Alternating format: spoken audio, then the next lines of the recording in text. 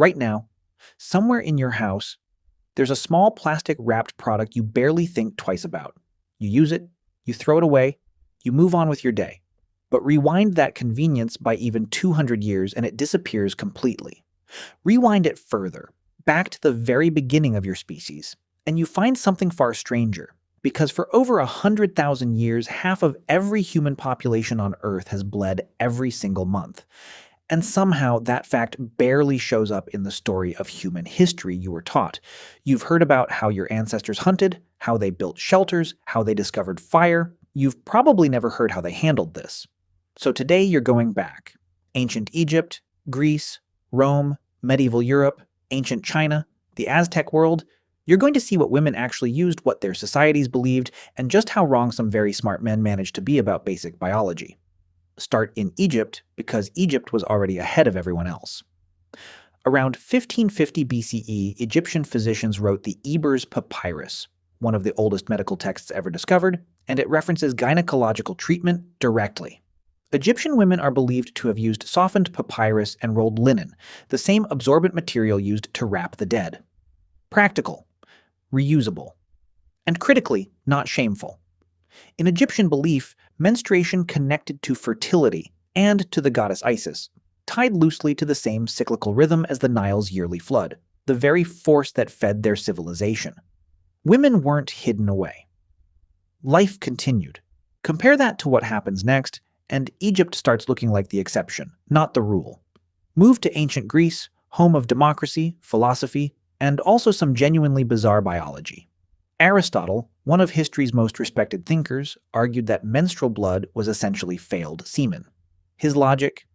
Women's bodies were colder and weaker than men's, so their attempt to produce semen failed, and blood was the result.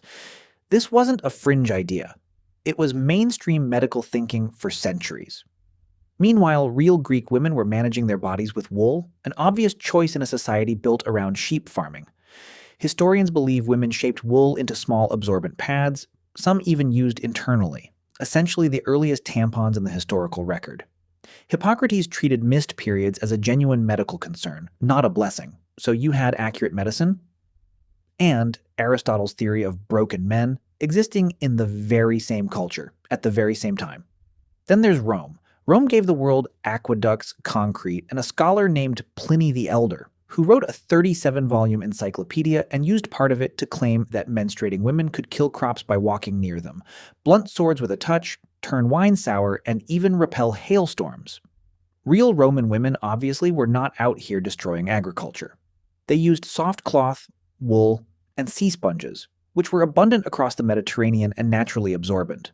Wealthy women had access to fine linen and household help to wash it. Poor women made do with whatever cloth they could find.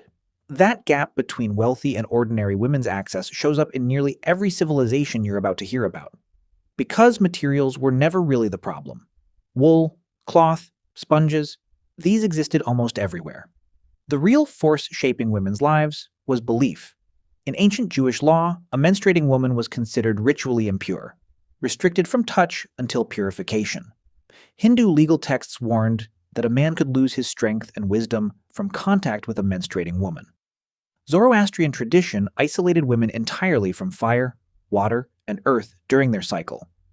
And across many indigenous cultures in the Americas, women temporarily lived in separate moon lodges, sometimes framed as impurity, sometimes framed as the opposite, a period of heightened spiritual power.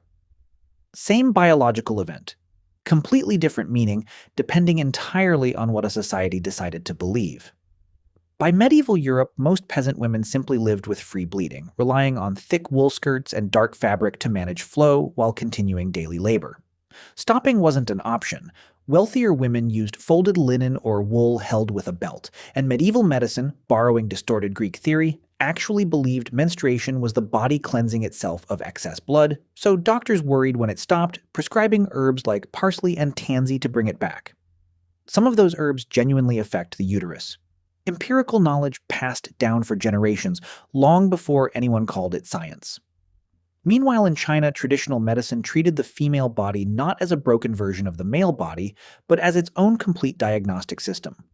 The color, timing, and flow of a woman's cycle indicated her overall health. Physicians going back to the Han Dynasty documented this in detail. Women used cloth pads, silk for the wealthy, cotton for everyone else, secured with woven belts, an early ancestor of the reusable pad. And across the ocean, Aztec women likely used fibers from the maguey plant, the same versatile plant behind food, rope, and medicine throughout Mesoamerica. And here's the twist that tends to surprise people the most. The modern disposable pad didn't exist until 1888, and it flopped because Victorian women were too embarrassed to buy it from a male pharmacist. It wasn't until 1921, when Kotex reframed the product as basic hygiene instead of a private failure, that mass adoption finally began. Which means for nearly the entire span of human history, women weren't waiting on modern invention. They were already solving this generation after generation using wool, linen, papyrus, sponges, and plant fiber, refined and passed down almost entirely through oral knowledge that never made it into the official record. So the next time you walk past that small aisle in a store and don't give it a second thought, remember what it took to get there. Not one invention, not one moment, just thousands of years of women quietly figuring out and passing down exactly what their bodies needed, long before anyone thought their story was worth writing down.